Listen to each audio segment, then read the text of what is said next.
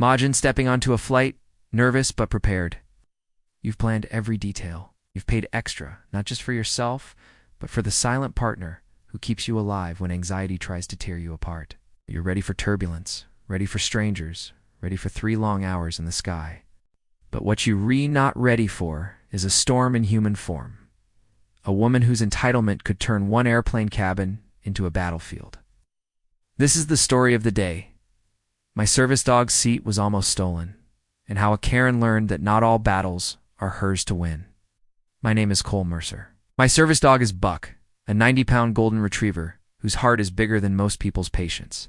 He's calm as a frozen lake, loyal as a sunrise, and trained to recognize the panic attacks my military service left me with. When the cabin shakes, when my heart pounds like a drum solo, Buck is the one who reminds me that I'm still safe. That's why Buck doesn't just sit on planes, he has a seat of his own. And yes, I pay for it every single time. On this flight I had seat 14A by the window, and Buck had one for B, curled neatly in the middle. A professional in a red vest, that red service animal. The rules were clear. The tickets were clear. The system worked at least until she arrived. Most flights begin the same way. The slow parade of passengers with bags too big for the bins, kids tugging on sleeves, and seasoned travelers sliding into seats with headphones already in place. For us, it was simple. Buck settled into his seat with the kind of grace only a trained dog has. His head lowered onto his paws. His breathing slowed. He was already in work mode. Across the aisle, a child pointed. "Mom, red vest means working." The mom nodded. "Right. We don't touch."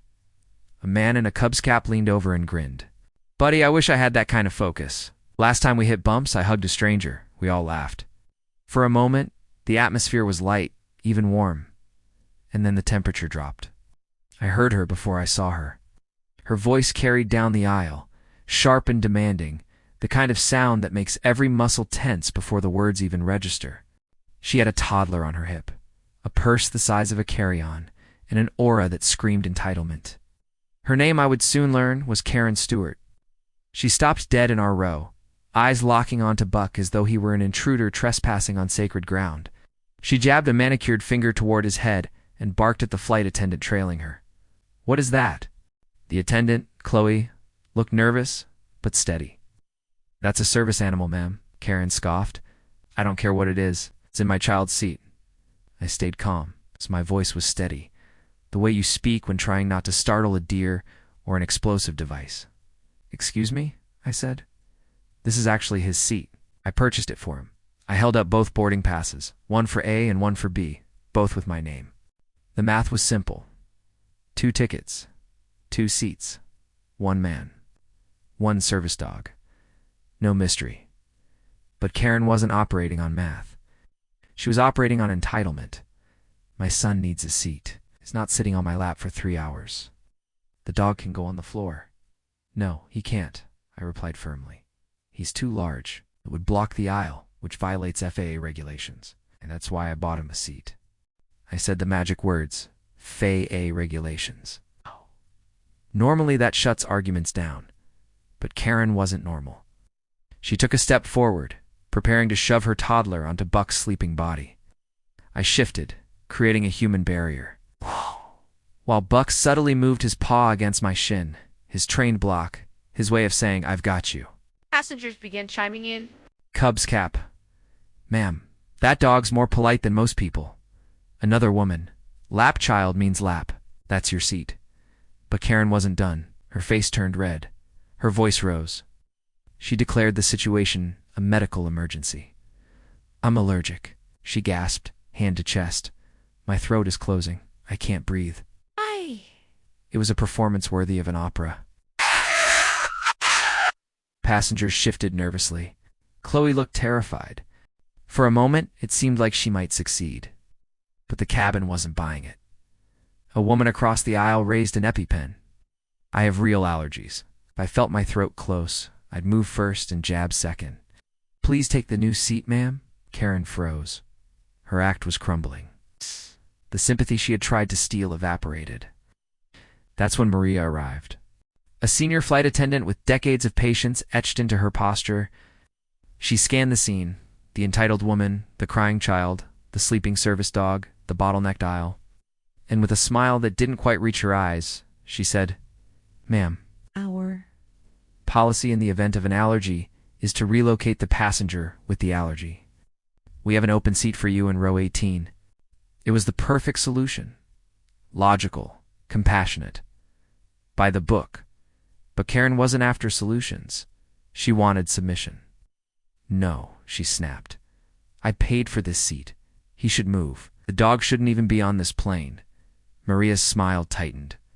"Ma'am, this passenger and his service animal will not be moving. The offer is for you to move to row 18. It will resolve your stated medical issue and allow us to depart. Checkmate." But Karen crossed her arms, refusing to budge. She wasn't sick. She wasn't allergic. She was stubborn. Her stubbornness was now delaying the entire flight. The cabin grew restless. The gate agent appeared. The captain was notified. Time was slipping away. Finally, Karen relented, at least temporarily. She slumped into her assigned seat, 14C wedged against the aisle, her child clinging to her lap like a shield. The armrest between us felt like a Berlin Wall. The doors closed. The engines hummed. We lifted into the sky. But the battle wasn't over. Half an hour in, the captain's voice warned of turbulence. My palms went slick. My chest tightened. Buck stirred. Slowly, deliberately. He placed his head on my thigh, pressing down with steady weight. It was a trained task, deep pressure therapy, and it worked. My heart slowed, my breathing steadied. I was anchored. Maria passed by, glanced at Buck, then at me. And in a voice just loud enough for the cabin, she said, "He is a very good boy, doing his job perfectly." The passengers who had doubted, who had rolled their eyes, now saw it for themselves. Buck wasn't a pet. He was a lifeline. He wasn't taking up space. He was giving me mine back. Karen let out a scoff, but it was weak, drowned in the quiet admiration that filled the row. Her story had collapsed. Her role as victim was gone. When the turbulence ended, the beverage cart rolled out. Normalcy returned for everyone but Karen. She unbuckled, stood in the aisle, and blocked the cart. "I need to change my son's diaper." Maria, patient as ever, gestured toward the lavatory. "There's a changing table provided, ma'am." Karen shook her head. "Too small, too dirty, too unsafe. I'll do it right here." Passengers groaned. The aisle clogged. Service halted. Cabin stalled again, all because Karen wanted the spotlight back. Maria held firm. "Ma'am, blocking the aisle is a safety hazard. Please use the facilities or return to your seat." Karen's voice rose, shrill and accusing. "Are you telling me I can't take care of my child? Is this airline anti-mother?" The baby cried. The passengers sighed, and then the captain's voice came over the intercom, calm and sharp as steel. "Flight attendants, please report status of cabin service." Maria picked up the phone. "Flight deck, this is Maria. Cabin service is delayed. We have a passenger blocking the aisle." The cockpit's reply was immediate. "Roger that." Translation, Karen wasn't just a problem anymore. She was now logged as an operational delay. And on a plane, that's a label you do not want. Authority in the air belongs to one person, the captain. And when the captain gets involved, decisions aren't suggestions anymore. The word spread. Whispers carried. Passengers knew. Karen wasn't the victim. She wasn't the hero. She was the problem.